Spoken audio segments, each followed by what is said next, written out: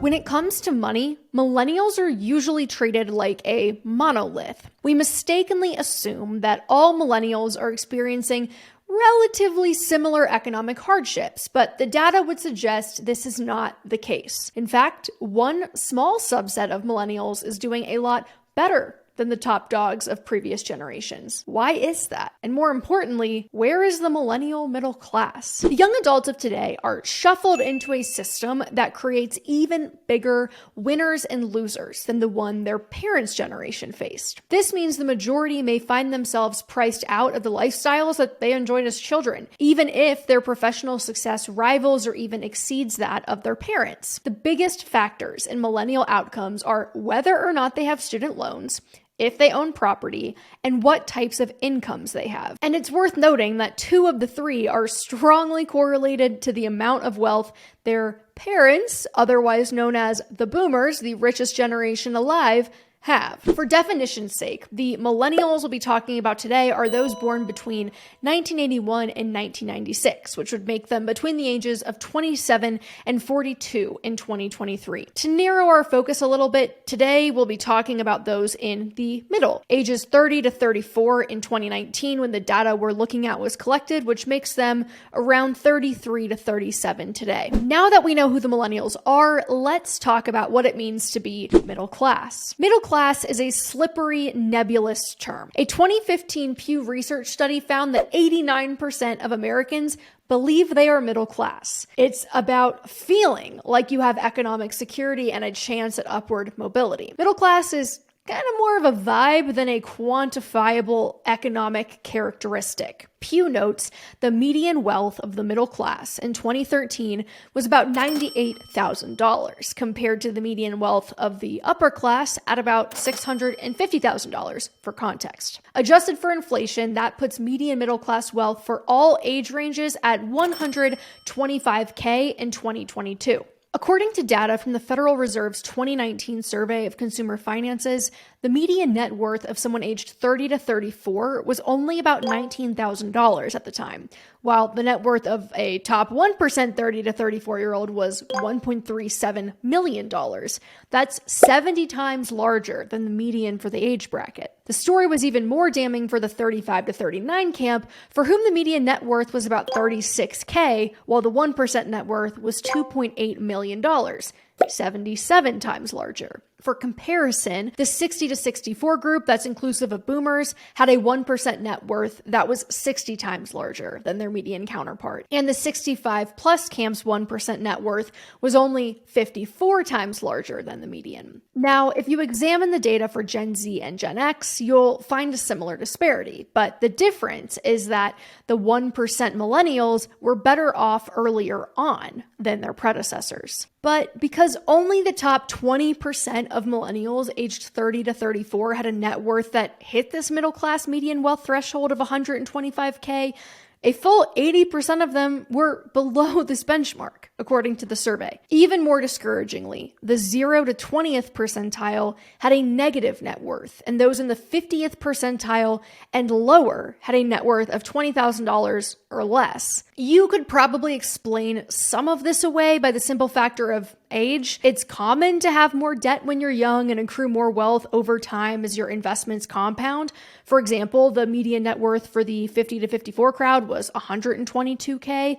So in that way, it's a little bit like people have a better shot of aging into the middle class. But we still haven't explained the sub-cohort of millennials that are thriving far beyond the historical average when the majority clearly aren't. So let's break down how this happened. Well, put simply, millennials whose parents foot the bill for college and maybe even gifted them the down payment for their first home are in a radically different position today than those who did not have this leg or legs up. I asked Canadian personal finance expert Bridget Casey, who wrote a piece called "There is no such thing as a millennial middle class," to weigh in on this dichotomy. The term for it that I use, that I didn't make up, but is a really good description of it, is called the funnel of financial privilege. And essentially the funnel of financial privilege is this idea that if someone receives some financial advantage from their parents, there's a really high likelihood that they receive others, and those benefits tend to accrue. So someone who has parents that can afford to give them a down payment are likely the person who has parents that can also afford to pay for their post-secondary. They're also the same parents that can probably afford to pay for a good chunk of your wedding. It becomes a funnel that really pushes them to a really high net worth earlier in life than people who didn't have any of those advantages that tend to get left behind. There is a double whammy at play here. Not only did access to family capital allow this group of ultra successful millennials to avoid taking out debt, but it also granted them access to an asset class that was on the brink of being propped up by expansionary monetary policy. Real estate is all about timing, and millennials were between the ages of 15 and 30 in 2011 when the real estate market bottomed, meaning the eldest millennials were in a prime position to buy their first properties right as real estate was cheapest. And it would not remain cheap for long, though as long as you got in before 2020, you kind of saw the value of your assets skyrocket. Elder millennials with generous parents were well positioned to take advantage of one of the largest downturns in history. Whereas if you didn't receive a down payment, you just got left further and further behind. And many millennials actually feel they will never be able to afford a home. But because real estate gains often come from leverage, a single large cash infusion from a well-to-do family member at the right time can spark a mushrooming real estate portfolio if you know what you're doing. According to a Coldwell Banker luxury report that is cited all over the web, 92% of millennial millionaires own property. The average number of properties a millennial millionaire owns is 3, and their average real estate portfolio value is $1.4 million. And on the student loan piece, we haven't before seen a generation come of age and begin building wealth with such a staggering liability on their balance sheets that didn't also have a hard asset to offset it, like young people of yesteryear whose mortgage-sized debt came with a house. Those without such a liability are at a clear advantage. But if you've been listening to the news, you may know there's something called a great wealth transfer expected. According to Cerulli Associates in 2019, millennials are estimated to inherit $68 trillion from the boomers. And on its face, this sounds like a good thing. Like, oh, the millennial generation as a whole is about to get a hell of a lot richer and close that gap, right? Wrong. The Federal Reserve's analysis shows that millennials who are already in the top 10% of the income distribution are actually twice as likely as millennials in the bottom 50% to receive an inheritance. Harkening back to Bridget's concept of the funnel of financial privilege. That, benefits continue to accrue, and those set to receive large inheritances are likely the same ones who have already been benefiting from boomer wealth. Per New York Magazine, the millennial rich and upper middle class will be the wealthiest generation America has ever known.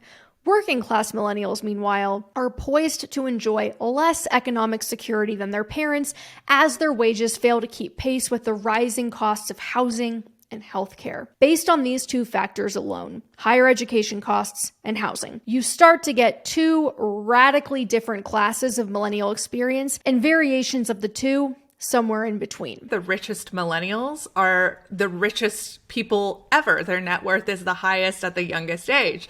But the consequence of that is the millennials that are not thriving financially are actually doing the worst. And then when you combine them and you get the average, that's why the average doesn't look so bad. So, where is the millennial middle class? History would tell us that, to some extent, it is statistically likely that more of this generation will age into the middle class over time. That said, the previous generations we often look to for a historical basis did not face the same headwinds as millennials do today. The consequences of not addressing how severe this class divide is becoming, especially within our own generation, are severe. There's economic consequences, and there's also just well-being consequences. When you end up with a class break like that, it stalls the economy, because if you really erode the middle class, you lose that consumer base that we need for economic growth. And you also end up, unfortunately, with a lot of civil unrest. And I think that's what we're starting to see hints of, like this movement of eat the rich is just beginning, and it's going to continue to grow stronger, because when people do not feel seen, when they don't feel heard, when they don't feel valued, and when they don't feel like they can enjoy economic security, it does eventually, as we know from history, lead to a riot and some heads will roll. With consequences worsening, the younger generations, I'll throw Gen Z in here too, have less margin for error. This makes financial literacy, political engagement, and community care more crucial than they've ever been if you believe that worsening intragenerational inequality is a problem. I think the things that we really need to do to combat this is we need large-scale policy changes that really support the low-income people that are struggling. I really believe in things like free post-secondary education, free healthcare. I would love to see a universal basic income because I do think we have to protect the most vulnerable populations, because I don't think anyone should die from poverty, which is to die from wealth inequality. On an individual level, if you're dealing with student loans, can't afford a house, and don't stand to inherit a bunch of money from your rich-ass boomer parents, there's really only one piece of the puzzle we touched on today that doesn't rely as fully on external factors like macroeconomic trends or policy choices. Your income. Developing more marketable skills, working to surface more opportunities, trying different things. These are the highest points of leverage for many young people without the other tailwinds we described today, like family wealth or the house you never bought in Boulder in 2012 because you were in the 8th grade. So, if you're trying to determine where to focus your individual efforts as a millennial trying to catch up in 2023, I think the answer is clear. Your human capital. That's the short version for this week. If you want to hear the full episode of this week's Money with Katie show, click the video that just popped up on the screen and in the description of this video. Our show is a production of Morning Brew and is produced by Henna Velez and me, Katie Gaddy-Tassan. Devin Emery is our Chief Content Officer, and our video editors are Christy Muldoon, Sebastian Vega, and Nicole Friedman. Additional fact-checking comes from Kate Brandt.